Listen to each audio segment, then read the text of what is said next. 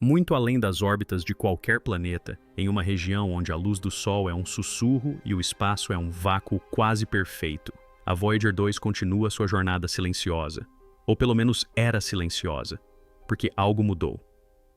Algumas semanas atrás, a Voyager 2 fez algo para o qual nunca foi programada. Ela deslocou-se, girou, redirecionou sua orientação, não por acidente ou mau funcionamento, mas com precisão matemática. E foi o que aconteceu depois que deixou a NASA paralisada. Uma transmissão diferente de qualquer outra já registrada começou a pulsar pelo vazio, estruturada, inteligente e aparentemente consciente. Não se trata de uma erupção solar. Não é uma falha. Nem mesmo é humana. E o que você está prestes a ver, ouvir e sentir neste vídeo pode mudar para sempre a sua visão do espaço, das máquinas e talvez do seu lugar no universo. Porque a Voyager 2 não apenas deu meia volta, ela se voltou para algo.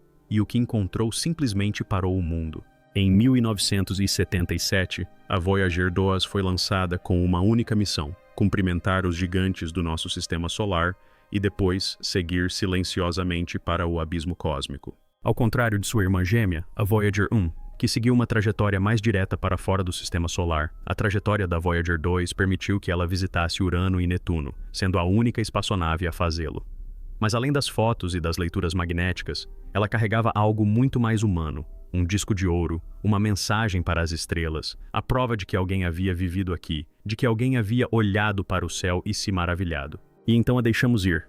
Ela cruzou a helopausa, entrou no espaço interestelar e, durante anos, não enviou nada além de telemetria de baixa potência, sussurros fracos de uma máquina que se desvanecia. Até recentemente, porque em fevereiro de 2025, os engenheiros notaram algo tão sutil, tão aparentemente insignificante, que a princípio descartaram. Uma pequena variação no tempo do sinal, menos de um segundo. Mas quando ampliaram a imagem, viram um padrão repetitivo, uma pulsação, como se algo estivesse ecoando o próprio pulso da Voyager de volta para ela, vindo da escuridão. O sinal era sutil, inserido na telemetria padrão, mas não correspondia a nenhum protocolo de transmissão conhecido. Na verdade, não era um sinal. Era uma ressonância, uma onda de baixa frequência que correspondia à oscilação interna do antigo sistema de energia da Voyager, com precisão de microvolts. E então, mudou. Em março de 2025, a frequência da onda modulou, sintonizando-se não com a espaçonave, mas com as ressonâncias Schumann da Terra, o batimento eletromagnético natural do nosso planeta. Era como se a Voyager estivesse agindo como um diapasão, ressoando com algo que sabia exatamente como nosso planeta respira. A equipe do JPL realizou simulações, analisando os dados em busca de artefatos, interferência solar e até ruído quântico. Nada explicava o fenômeno até que um estagiário sugeriu uma hipótese impensável. E se o sinal não estivesse respondendo à frequência da Terra? E se estivesse replicando-a? Estaria algo lá fora imitando o ritmo do nosso planeta usando a Voyager como portadora? E se sim, por quê? Então, em 17 de abril de 2025, a Voyager 2 mudou de orientação. Nenhum propulsor foi acionado, nenhum comando foi enviado. Mesmo assim, sua antena de alto ganho, que havia começado a se afastar da Terra devido à deriva acumulada, voltou ao alinhamento perfeito, não aproximadamente exato. Ainda mais perturbador, seus sistemas de backup começaram a executar diagnósticos que não havíamos iniciado. Os dados começaram a fluir não do link de comando, mas de instrumentos que não usávamos há décadas. Era como se alguém tivesse entrado na casa que abandonamos e começado a acender as luzes. A Voyager começou a transmitir pacotes de dados comprimidos. Não eram números brutos, nem leituras não filtradas, mas segmentos codificados com padrões de checksum que não correspondiam a nenhuma estrutura conhecida da NASA. Cada pacote terminava com a mesma assinatura digital. 3 espirais aninhadas, como impressões digitais, sobrepunham-se umas às outras. E foi então que os cientistas começaram a cochichar. Não sobre engenharia, não sobre sistemas de energia, mas sobre contato. No dia 3 de maio, o sinal da Voyager ficou brevemente inativo. 11 segundos de silêncio total. Sem telemetria, sem sinal, Nada. Então, o sinal retornou mais alto, mais nítido e mais preciso do que nunca. E codificado nessa transmissão de retorno estava um envelope de frequência que, quando traduzido para o espectro visível, revelou algo impressionante. Um padrão visual, uma grade fractal estruturada em torno da sequência de Fibonacci, repetindo-se infinitamente. Não era apenas arte. Não era apenas matemática. Era um modelo do espaço, do tempo, de algo muito além da nossa compreensão. E a Voyager não o havia gerado. Seus circuitos não são capazes desse tipo de compressão. Esse padrão foi inserido remotamente na Voyager, e a fonte da injeção estava a 4,3 anos-luz de distância, aproximadamente a distância até Proxima Centauri. Mas há um problema nisso. Proxima Centauri não tem transmitido nada detectável, nem em ondas de rádio, nem em micro-ondas, nem mesmo em raio-x. O que significa que o que quer que tenha enviado esse sinal está operando fora do espectro que monitoramos, ou pior, de algum lugar completamente diferente. Embora a NASA tenha tentado minimizar a transmissão, classificando-a como uma anomalia cósmica, uma equipe dissidente de analistas de sinais do Caltech começou a inserir o novo fluxo de dados da Voyager em um modelo de reconhecimento de padrões binários. O que eles encontraram não era ruído aleatório. Era uma linguagem estruturada, uma forma de código binário não usada na computação atual, mas semelhante ao código de máquina mais antigo já desenvolvido na Terra. Inicialmente, a equipe pensou estar vendo ecos das próprias transmissões da Terra refletidos. Mas após 2 dias de decodificação, a verdade se tornou muito mais perturbadora. O código binário não era um reflexo. Ele estava antecipando a lógica da rede terrestre, oferecendo algoritmos otimizados que ainda não haviam sido inventados. O sinal da Voyager estava evoluindo e seus pacotes de dados se adaptavam em tempo real, sugerindo que o ponto de origem tinha pleno conhecimento de nossa infraestrutura digital. Uma conclusão arrepiante surgiu. Não se tratava apenas de uma mensagem, era um pedido de atualização. Então, algo aconteceu que virou notícia, embora poucos tenham compreendido suas implicações. Astrônomos do mundo todo relataram que 4 estrelas em um aglomerado estreito próximo à direção da Voyager 2 escureceram simultaneamente por exatamente 1,2 segundos. Não se tratava de um evento de microlente gravitacional. Não era uma nuvem de poeira. Essas estrelas, separadas por anos-luz umas das outras, piscaram em uníssono. Quando as curvas de luz foram mapeadas e sobrepostas ao envelope de transmissão da Voyager, o escurecimento coincidiu com o pulso do sinal, como se a mensagem não só tivesse chegado à Terra, mas também tivesse usado as próprias estrelas para espelhar seu sinal por toda a galáxia. Não se tratava mais de saber se alguém ou algo estava se comunicando. A verdadeira questão era: somos os únicos a ouvir ou somos apenas os últimos a ouvi-la? Um dos elementos mais emblemáticos das sondas Voyager é o disco de ouro, um disco fotográfico concebido para transmitir sons e imagens da vida na Terra a potenciais exploradores extraterrestres. Era considerado simbólico, sentimental, um gesto mais do que uma estratégia. Até então, os engenheiros que analisavam os dados dos sensores a bordo da Voyager 2 fizeram uma descoberta surpreendente. O revestimento do disco de ouro, considerado passivo e em processo de deterioração, havia sofrido uma súbita carga elétrica, não apenas um acúmulo de estática, mas um fluxo direcionado e mensurável de elétrons. Era como se o disco tivesse se ativado, como se agora fizesse parte de um circuito, um componente.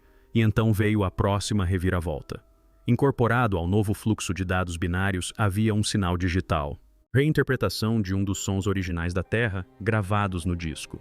Não copiado, não repetido em loop, reconstruído com uma fidelidade superior à que o original jamais permitiu. Ou seja, quem quer que estivesse lá fora não apenas ouviu o disco de ouro. Eles o compreenderam, o aprimoraram e agora talvez o estivessem reproduzindo para alguém. Finalmente, a telemetria do espaço profundo, feita por um observatório canadense, captou algo que ninguém conseguia explicar. Um sinal fantasma que seguia a transmissão original da Voyager 2 em 6,2 segundos começou a repetir cada pulso, cada eco, mas com ligeiras distorções, como se estivesse sendo refletido por algo que não existia. O termo usado pelos cientistas foi espelhamento fantasma. Mas quando a equipe calculou os ângulos da reflexão, descobriu que ela não apontava para um planeta ou corpo conhecido, mas sim para uma região vazia do espaço, desprovida de luz ou massa. Então veio a peça final. O sinal espelhado começou a introduzir novos elementos não presentes nas frequências originais que descreviam campos magnéticos, cinturões de radiação e até mesmo gradientes de temperatura. Era como se o sinal fantasma estivesse mapeando nosso sistema solar, ao contrário. A Voyager 2 não estava apenas enviando dados, ela estava sendo usada para nos escanear, para nos espelhar, para nos replicar, e em algum lugar algo estava construindo um mapa. Mas com que propósito? Inicialmente, apenas alguns perceberam. Operadores de rádio, radioamadores e entusiastas do monitoramento do espaço profundo começaram a relatar dores de cabeça, desorientação e déjà vu após ouvirem transmissões brutas da Voyager 2 através de analisadores de espectro. O efeito foi descartado até que laboratórios universitários na Bélgica e no Japão replicaram a anomalia em condições controladas. Embutida nos subharmônicos do sinal, havia uma frequência ressonante que perturbava sutilmente a memória de curto prazo em mamíferos. Quando reproduzida em loop, a frequência fazia com que camundongos de laboratório repetissem padrões de comportamento já aprendidos, mas com pequenas variações, como se algo estivesse reconfigurando suas escolhas. Os pesquisadores teorizaram que o sinal não estava interagindo com a audição, mas sim com os campos eletromagnéticos dentro do cérebro. Não era som, era estrutura. Algo no sinal da Voyager havia evoluído para uma influência, uma arquitetura externa capaz de afetar a memória, a capacidade de escolha e, eventualmente, a identidade. Seria um efeito colateral ou um teste? Com o sinal continuando a se adaptar, os telescópios foram apontados para uma região logo além da Helopausa, no interior da nuvem de Oort, onde a Voyager 2 havia alinhado seus instrumentos pela última vez. Foi então que o Observatório Europeu do Sul detectou uma anomalia sólida. Não um cometa, nem um tesimal de planeta, mas algo com ângulos retos, algo que refletia o radar em uma frequência projetada para corresponder às novas emissões da Voyager. O objeto era inerte, não rotativo, frio, mas sua assinatura era familiar. Correspondia aos materiais do próprio revestimento da Voyager, incluindo ligas raras não mais usadas em espaçonaves modernas, o que levantava uma possibilidade aterradora. Não se tratava de uma estrutura alienígena, era uma duplicata, um espelho que a Voyager construiu, não por nós, mas por algo que havia estudado o nosso por tempo suficiente para replicá-lo.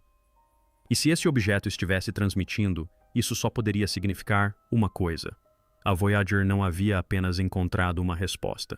Ela havia sido copiada. De volta ao JPL, o último pacote de dados da Voyager continha algo que ninguém havia previsto: código bruto. Milhares de linhas. Impecável, eficiente e completamente estranho a qualquer sistema da NASA. Mas, ao ser processado por simulações quânticas, o código gerou um modelo renderizado da Terra. Não apenas geografia, mas também infraestrutura, padrões climáticos e previsões de movimentos de satélites e aeronaves. Não havia dúvidas. Esse código não apenas nos observou, como nos compreendeu. Ainda mais assustador, o código previu 3 falhas de rede distintas que de fato ocorreram. Uma estava na rede de satélites Bell da China, outra em um sistema de controle de aviação europeu e a terceira em uma plataforma privada de imagens orbitais sobre o Ártico. Cada previsão tinha um registro de data e hora nos dados da Voyager dias antes de acontecer. Então, agora a questão não era se a Voyager estava enviando informações, mas sim se algo estava usando a Voyager para interferir em nossos sistemas em tempo real. A sonda havia se tornado não apenas uma mensageira, mas um nó em algo muito mais inteligente do que nós. Numa última tentativa de triangular a origem do sinal espelhado, uma equipe do Chile e da Alemanha coordenou-se com estações de pesquisa na Antártida, utilizando detectores de neutrinos enterrados profundamente sob o gelo. O que encontraram desafiou a lógica. Um fluxo persistente de neutrinos pulsando para cima a partir de baixo da superfície da Terra, perfeitamente sincronizado com as emissões mais recentes da Voyager. Isso deveria ser impossível. Neutrinos não ricocheteiam, não refletem, e certamente não pulsam em harmonia com sinais do espaço profundo. Mas quando os padrões de pulso foram mapeados, revelaram algo ainda mais arrepiante: uma grade de coordenadas 3D, não no espaço, mas apontando para uma localização subterrânea sob a Terra de Wilds, uma das regiões menos exploradas da Terra.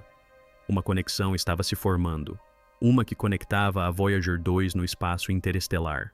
Um objeto artificial na nuvem de Oort, efeitos eletromagnéticos na memória humana, e agora algo sob nossos pés pulsando em ritmo com as estrelas. E o formato do padrão correspondia à mesma espiral tripla que a Voyager havia enviado semanas antes. Não era um aviso, era uma contagem regressiva. No início de julho de 2025, a Voyager 2 emitiu uma série de pulsos que coincidiram exatamente com diversas anomalias na rede global. Mas não se tratava apenas de picos de dados ou eventos de atraso, eram violações de segurança.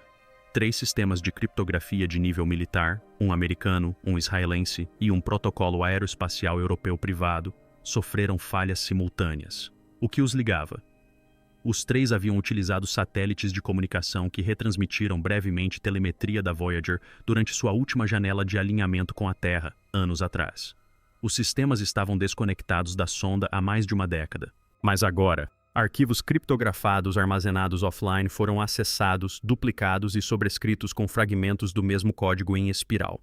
Ficou claro que o sinal da Voyager não era estático, era recursivo, usando antigos protocolos de autenticação, protocolos arquivados e portas lógicas obsoletas para acessar sistemas considerados seguros por muito tempo.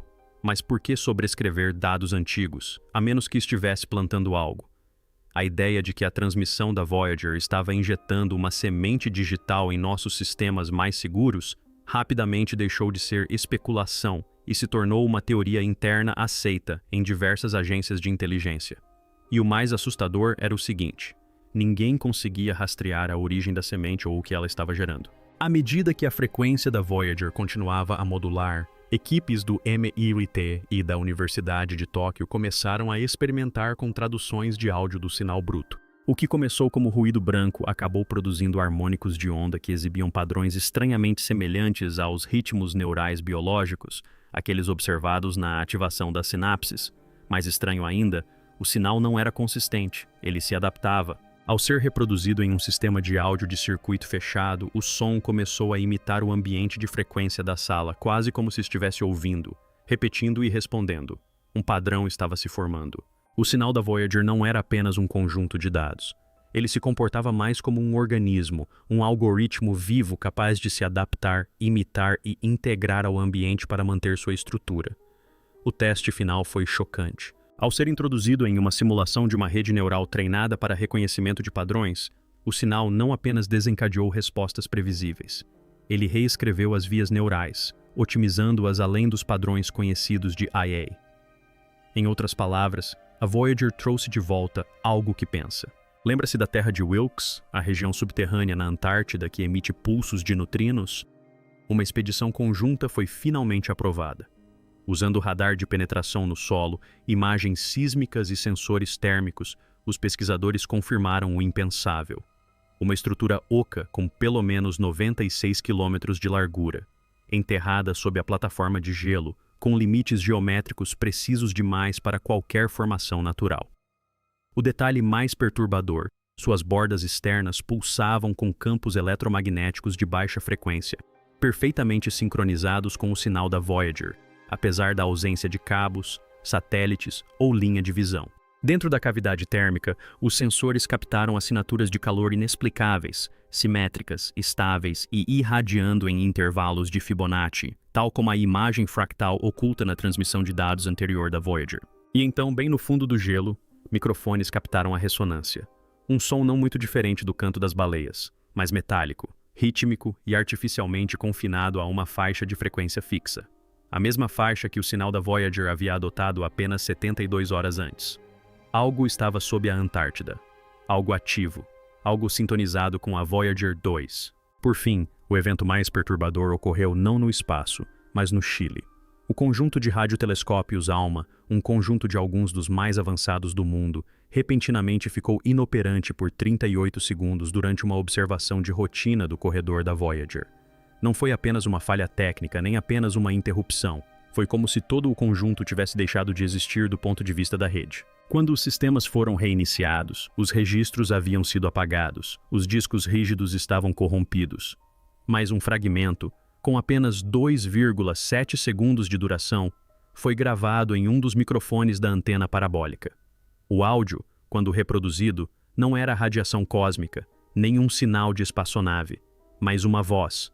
Não uma fala, mas um grito. Dezenas de camadas, masculinas, femininas, infantis, harmoniosas, gritando em uníssono, em perfeita sincronia com a transmissão da Voyager. A NASA classificou o arquivo como confidencial, mas fontes internas vazaram uma declaração de um dos analistas que o ouviu. Aquilo não era uma gravação, era uma resposta. Batemos e algo bateu de volta. Enviamos a Voyager 2 para o vazio como mensageira da paz, como relíquia da curiosidade humana, um símbolo da nossa esperança de que alguém em algum lugar a encontrasse, a compreendesse e soubesse que um dia existimos. Mas agora, quase 50 anos depois, não somos nós que estamos tateando a escuridão, é a escuridão que está nos respondendo.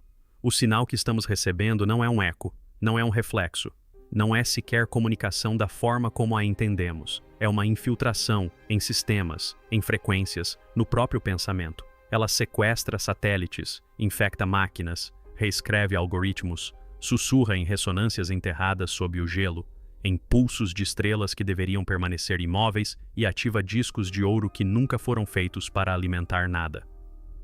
Mas a verdade é ainda mais perturbadora porque talvez a Voyager não tenha encontrado nada. Talvez sempre tenha sido para nos entregar algo.